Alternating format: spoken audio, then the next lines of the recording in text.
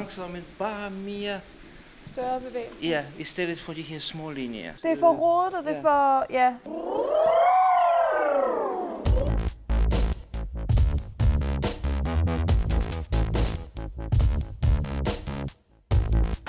Running around, go and make it game. Jeg kan få lov til at lave det, jeg har lyst til. Mest af alt i hele verden. Can we just try the last part? Jeg kan få lov til at spille alt fra den søde pige til verdens største røvhul.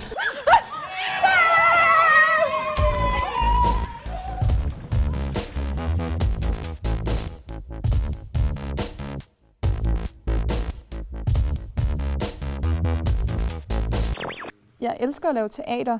Det tiltrækker mig rigtig meget, at det er hektisk og det er kaotisk, men det er til gengæld også nogle gange svært at kunne følge med i alle de her forskellige informationer. Har du set Helga? Nej, men det er fordi, at jeg skal bare finde min nøgle.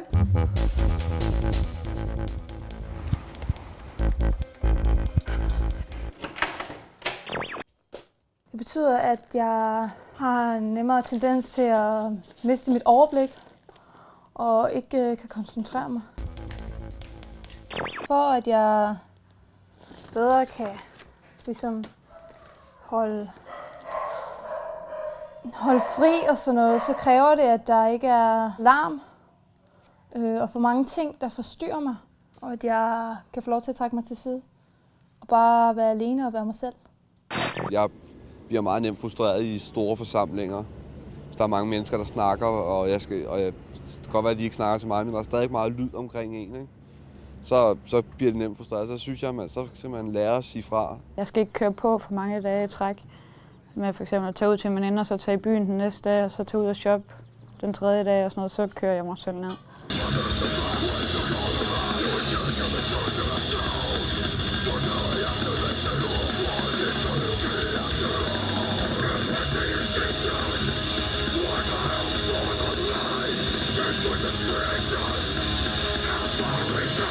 Det har et højt tempo. Altså et tempo, som jeg synes matcher meget godt overens med måden, mine tanker ligesom flyver rundt i hovedet på mig.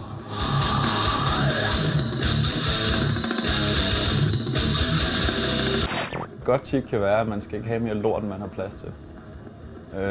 Og det har jeg desværre. Jeg er verdens dårligste allergiker. Fordi jeg kan simpelthen ikke finde ud af at støve af jævnligt. Så det tror jeg er vigtigt, at man tager sådan noget tid, at man sætter sig en fast dag. Min kalender i min telefon, den er meget vigtig for mig, fordi ellers så glemmer jeg at så vigtige ting som psykiater og tider. Jeg skriver alt ned lige så snart jeg tænker på det, fordi hvis jeg ikke skriver det ned lige så snart jeg tænker på det, så er det glemt. Og så kommer jeg først i tanke om det, når det er for sent. Så fortæller jeg det også nu til folk, jeg arbejder for. Fortæller dem, at jeg har det, så de ikke går og tænker, kæft, en idiot. Og så har jeg fortalt dem, hvordan jeg skal have lært tingene med, at du kan fortælle mig en masse ting, men jeg forstår kun den første del af det. Og skal det bid for bid i stedet for. Ja.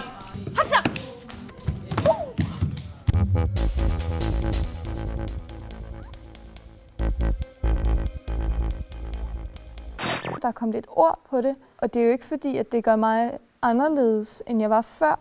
Det gør bare lidt, at nogle gange så kan man bedre forstå, hvorfor jeg gør, som jeg gør, og prioritere nogle ting frem for andre. Good job!